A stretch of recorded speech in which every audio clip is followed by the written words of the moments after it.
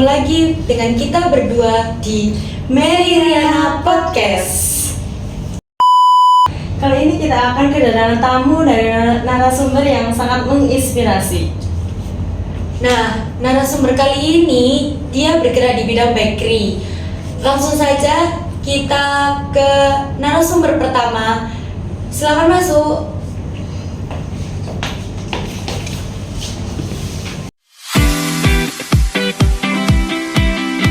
Selamat siang. Boleh kamu perkenalkan diri terlebih dahulu? Oke, siang. Perkenalkan, nama saya Revalina Arianti, bisa dipanggil Reva. Halo Mbak Reva, senang sekali bisa berkenalan. Ceritakan dong, bagaimana awal mula Mbak Reva bisa tertarik dengan dunia kuliner, terutama membuat roti? Jadi, awalnya itu saya kan suka membuat roti itu di rumah dan dibantu sama ibu saya. Dan lalu saya awal membuka usaha di rumah dan yang beli hanya tetangga. Nah, apakah sebelumnya Mbak Reva ini mempunyai keinginan lebih untuk mengembangkan usaha ini? Ada, saya dari dulu memang pengen membuka usaha kecil-kecilan di rumah dulu. Nanti kalau udah lama kelamaan atau udah rame, baru saya membuka outlet di dekat rumah saya. Setiap usaha kan pasti ada tantangannya ya Mbak. Nah, kalau boleh tahu tantangan terbesar apa yang Mbak Reva pernah lakuin selama Mbak Reva ini membuka usaha? Jadi keuangan, terus yang saya nggak bisa mengelola uang hasil dari penjualan dan memproses uang itu buat jualan lagi. Nah, pasti kan setiap kegagalan itu kan susah sih melewati masa kegagalan itu. Nah, bagaimana caranya Mbak Reva untuk bangkit dari kegagalan tersebut? Jadi yang pertama kan saya berdoa dulu, terus saya minta untuk dilancarkan dan dijauhkan dari kegagalan itu, dan saya memperbaiki semua kekurangan kayak keuangan saya perbaiki, terus saya modifikasi produk saya. Terus Nah, lalu awal bisa membuka outlet dan bisa jadi terkenal itu gimana sih Mbak Reva?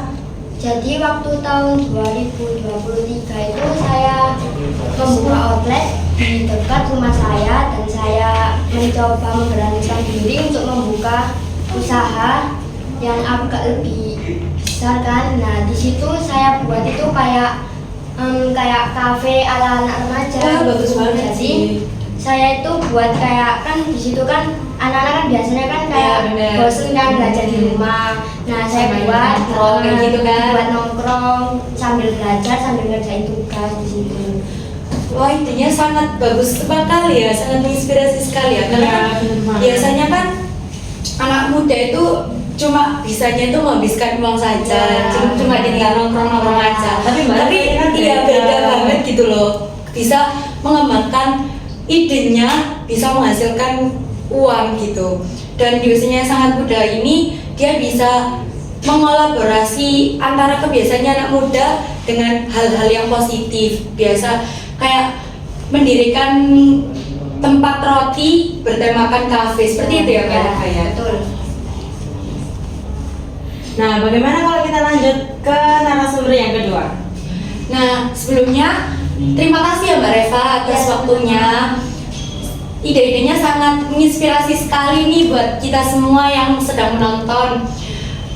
Nah, kita lanjut ke narasumber yang kedua. Narasumber yang kedua ini bergelut di bidang sepertinya sama di bidang kuliner. Apakah kalian pasti kan penasaran kan? Dia bergelut di bidang apa?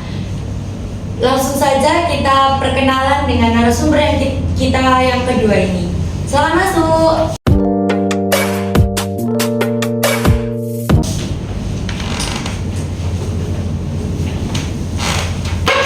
Selamat siang Kak, bisa memperkenalkan diri terlebih dahulu? Perkenalkan, nama saya Nafiar Yuda, biasa dipanggil Yuda. Mas Yuda, bisa cerita nggak apa yang membuat Mas tertarik untuk terjun ke dunia bisnis? Saya menekuni di bidang makanan yaitu ayam geprek. Awal mula bisa terpikir usaha ayam geprek ini bagaimana ya? Ya, awalnya itu saya ingin beli ayam geprek, terus saya lihat banyaknya antusias beli ayam geprek, Jadi saya punya ide untuk menjual ayam geprek. Oke. Nah itu resep-resepnya Mas Yuda itu dari mana? Biasanya kan anak laki-laki kan mager Mager, gitu ya, malas, mager gitu kan, banget. Mas. Apalagi kayak masak-masak. Masak-masak kan biasanya kan mager banget. Iya benar. Lebih milih kayak Nongkrong, iya, pasti nongkrong, kan. gitu. Nah, tapi Mas Yuda ini malah beda banget. Malah untuk terjun ke dunia bisnis. Gimana sih? Ya untuk resepnya itu mulai dari ayam sama-sama itu dari ibu saya. Oh jadi dimulai dari orang tua. Ya, tapi saya coba lagi ya, namanya juga baru pertama kali, Nyoba. pasti banyak gagalnya. Tapi Iya. saya berbanding lagi. Nah, kegagalan apa aja yang sudah Mas Yuda hadapi ini dalam mengelola usaha ayam geprek?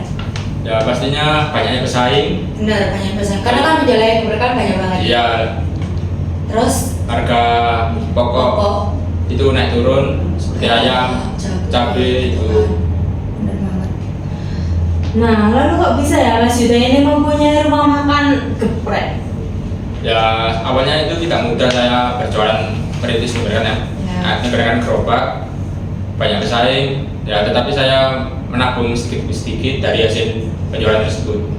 Nah, untuk bisa bangkit dari kegagalan tersebut itu bagaimana cara Mas Yuda? Pasti kan kalau jualan ayam geprek aja kan pasti ada kegagalannya nih. Nah, kegagalan apa yang sudah Mas Yuda hadapi dalam bisnis kali ini?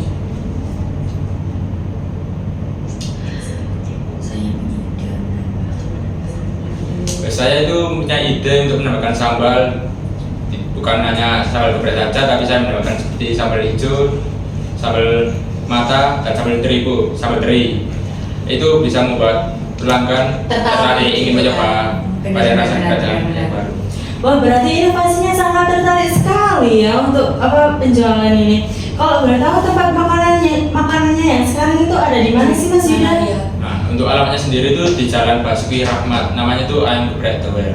Oh, boleh lah ya kita kapan-kapan coba. Iya benar. Karena kan Penasaran banget ini. Iya, karena kan jarang kan kayak ayam geprek tapi sambalnya ini berbeda-beda. Nah, ini Pak, banyak banget macamnya. Benar. Nah, terima kasih ya Mas Yuda atas waktunya sudah menginspirasi kita semua dengan bisnis-bisnis yang menginovasi lah, kayak apa ya, bisnisnya ini ayam geprek tapi bukan ayam geprek yang biasa gitu. Iya loh. benar, Paham pakai nggak sih? sambal merah gitu Iya, kan. benar. Tapi ini beda, banget. ada kayak macam-macam sambalnya. Bolehlah kapan-kapan kita coba. Terima kasih atas Ya, waktunya. terima kasih. Sukses selalu ya buat Mas Yuda. Selamat siang. Terima Siap. kasih. Nah, kita lanjut ke narasumber kita yang terakhir. Dia sepertinya juga sama nih, bergerak di bidang kuliner. Langsung saja kita pemperkenalan diri ke narasumber kita yang berikutnya. Selamat masuk. Halo. Hai. Siang. Siang. Nah, sebelumnya selamat siang ya, Kak.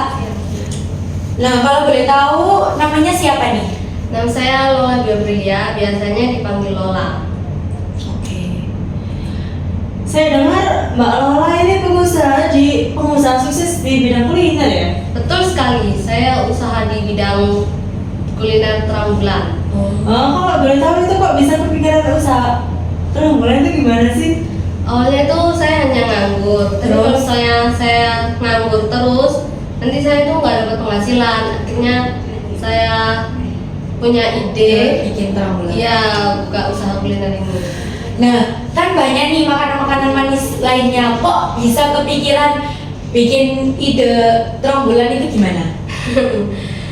Itu saya waktu itu pernah ikut orang Ikut yang orang dulu pertama yang jualan terang bulan gitu. Ya, terus Terus? saya udah dapat cukup tahu idenya, Mhm. terus akhirnya saya milih terang bulan karena saya suka terang bulan. Wow, ternyata suka sama terang bulan ya saya kakaknya suka ini. yang manis-manis. Kalau kamu gimana? Kamu suka nggak sama terang bulan? Pasti nggak terlalu suka karena Nah, bahkan itu kan makanan manis ya. Enak Iya. banget. ya kan tinggi kalori yang pertama. Oh iya Nggak sih. terlalu suka Iya, kalau iya, manis-manis benar, itu. benar.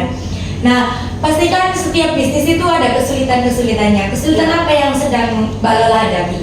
Mungkin varian rasanya karena orang itu kebanyakan bosan sama varian rasa yang itu Terus? aja. Lalu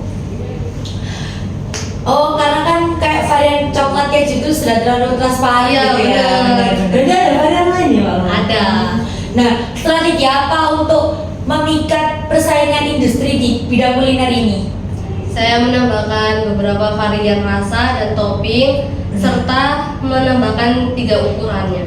Oh, ada nggak menu andalan yang biasanya Sukai lah Ya, sama disukai sama customer pelanggan. kita. Ada biasanya pelanggan saya tuh suka menu moon ice fruity. Wah, keren banget ya. Iya, Sepertinya benar-benar. menu andalan yang bikin pelanggan ketagihan, ya kan? Iya benar sekali. Nah, kawan-kawan kita harus coba sih. Nah, gitu. bener banget. Karena kan Boleh. itu asing banget Iya, ya. asik banget kita kan Bener-bener. pernah coba. Iya. Itu di mana sih Mbak Lola?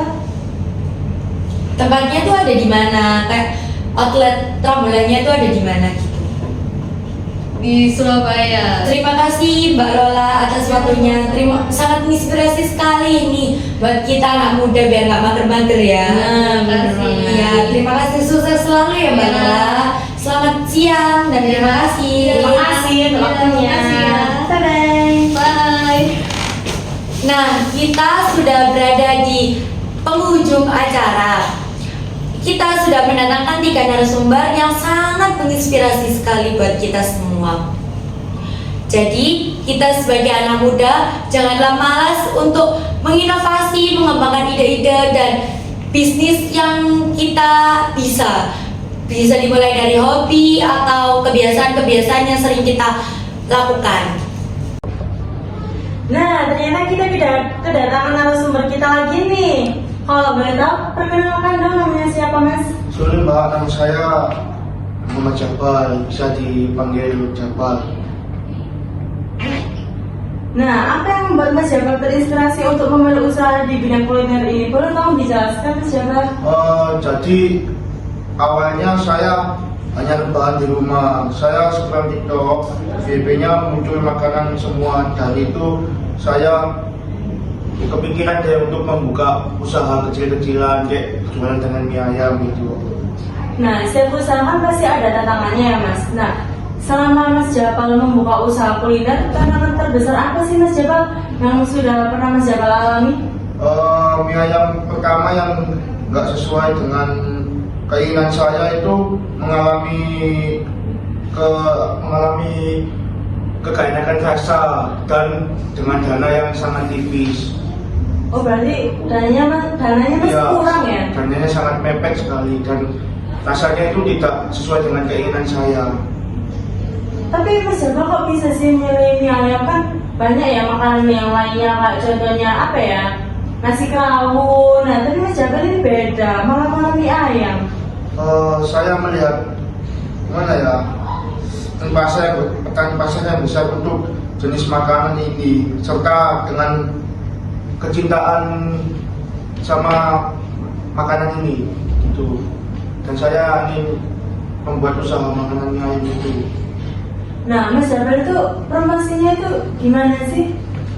Saya itu mempromosikan jualan saya ini lewat sosial media. Oh, seperti kayak IG, Ya, kayak IG, WhatsApp kayak gitu ya? WhatsApp, terus habis itu TikTok gitu. Terus saya jualan dengan Shopee Food, Gojek gitu. Oh, iya. Nah, Mas Jabal gimana sih cara ngatasi keluhan dari masukan kayak pelanggan-pelanggannya gitu? Saya selalu mendengarkan masukan dari pelanggan dan harus gimana cara saya bisa membuat mie ayam saya ini lebih enak gitu. Dan Berarti selalu mendengarkan ya ya, pelanggan. dan lebih disukai banyak orang lagi gitu. Nah, Mas Jabal apa punya rencana untuk dikembangkannya lagi yang mie ayam itu? Sebenarnya sih ada rencana kayak membuka lahan baru buat mie ayam saya, membuka cabang baru. Untuk visi-misinya itu apa sih Mas Jabal? Visi dan misi saya adalah untuk terus menyediakan mie ayam yang lezat dan berkualitas tinggi serta memperluas bisnis ini agar lebih banyak orang bisa menikmati Hidangannya ya. hidangan saya. Nah, terima kasih untuk Mas Jabal. Jadi visi-misinya sangat bagus sekali. Nah, untuk membangun usaha pastinya kan gak semudah itu ya yang kita bayangkan. dan ada banyak orang yang harus dihadapi. Tidak ada kata menyerah untuk menggapai kesuksesan, sebab sebuah kesuksesan muncul karena adanya kerja keras.